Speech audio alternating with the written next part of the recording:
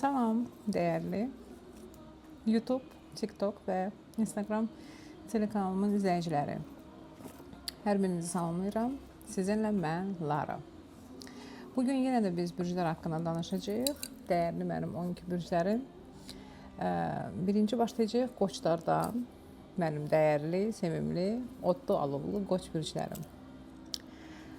May ayı üçün oxuyacağım sizin üçün bürcləri. May ayının birindən bizi nələr gözləyir qoç bürclərini?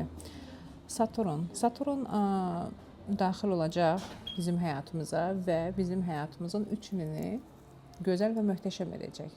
Bəli, doğru eşitdiniz. Bizim 3 ilimizi.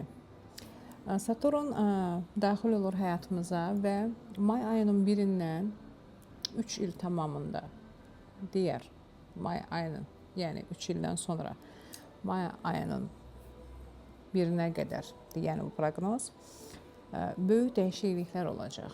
Pul, maddiyyat, həyatımızda şəxsi həyatımız, yəni bildiyiniz hər bir sferaya aiddir. Biz xatırlaya bilərik, 30 il bundan öncə həyatımıza nələr baş vermişdi? 30 il bundan öncə. Çünki Saturn həyatımıza gələndə illaki 8 il, 10 il və yaxud 15 il bundan öncə nələr olubsa, onları biz təkrar bir qismini yaşaya bilərik. 30 il öncə qoçlar nələri yaşayıblar? Onların bir qismini yaşaya bilərik. Ona bənzər və yaxud təkrarını. Sonra bizim dəyərli qoçlarımız may ayının birindən Venera həyatımızda olacaq. Həyatımızı dəyişmək üçün Venera özü gözəllikdir, Venera özü xoşbəxtçilikdir, rahat həyat deməkdir. Retrogradativ olmasa, retrogradativ deyil bu. Və Venera bizə nəyi dəyişə bilər? Priçoşkamızı, saç düzümümüzü, üzümüzdə böyük dəyişiklik edə bilərik. Kişilər imicini dəyişə bilər. Bəzi insanlar var, surətlə arıqlaya bilərlər və yaxud surətlə kökəlmə gedə bilər. Bunlara baxmalıyıq. Bəli, deyəcəksiniz, surətlə kökəlmək bunun nəyə lazımdır? Yəni, bunun da qarşısını almaq olar və bunu da yaxşıya yönəltmək olar. Və 4 maydan 14 oktyabra qədər qoçlar. Burada Pluton girir həyatımıza. 4 may, 14 oktyabr. Burada biraz qaranlıq tərəflər də ola bilər. Yəni, biraz sıxıntılar. Biz nə edəcəyik bunun üçün? Hər bir bürcdə olacaq bu. Mayın 4-dən 14 oktyabr. Biz burada deyirik rus dilində Çornaya Luna, qara ay. Yəni, sıxıntılar gələ bilər. Dediyim kimi 7 il, 30 il bundan öncə nə sıxıntılar olub? Onlar elə bir təkrar kimi gələ bilər. Amma biz bunun qarşısını alacağıq. Məsəl üçün, biri qaranlıqdan qorxur. Biri qorxur, kimsə ona finansıvı, naloqdan, finansdan sıxıntıları yaşayıb, bunu təkrar yaşaya bilər. Bundan qorxur və siz bu zaman özünüzü kontrol edəcəksiniz. Mən bundan qorxmamalıyım. Bu qara aydır, bu bir qaranlıqdır gəlib həyatıma və bu gəldiyi kimi çıxıb gedəcək. Bax, bu kimi özünüzü kontrol edəcəksiniz. Bu kimi. Başqa, qoçlar üçün yeni həyat, maddiyyat, pul, qazanc, böyük qazanclar görsənir. Qoçlar üçün. Xəbər ala bilərlər. 11 maydan 27 maya qədər yeni xəbər eşidə bilərsiniz. Yeni böyük bir dəyişiklik. İş haqqında vəzifə artımı ola bilər və yaxud yeni bir işə daxil girə bilərsiniz. Yeni yüksəliş ola bilər. Ondan sonra sizin üçün 12 mayda, məsəl üçün 12 mayda nə ola bilər? Kiminsə sizə borcu olubsa borcunu qaytara bilər. Çünki 12 mayda qoç 8-ci evə daxil olur. 8-ci evdə burada həm xoşbəxtçilik gedir, burada həm rahat sfera gedir. Yəni bir çox nüanslar var burada.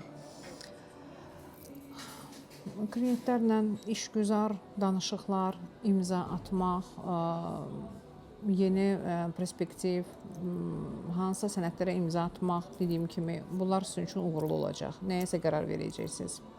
21 maydan qoçlar üçün 7 iyununa qədər səfərlər çıxa bilər, səfər edə bilərsiniz. Harasa səfər çıxarsa gidin, atqaz eləməyin, yəni imtina etməyin. Gözəl və rahat səfər olar sizin üçün.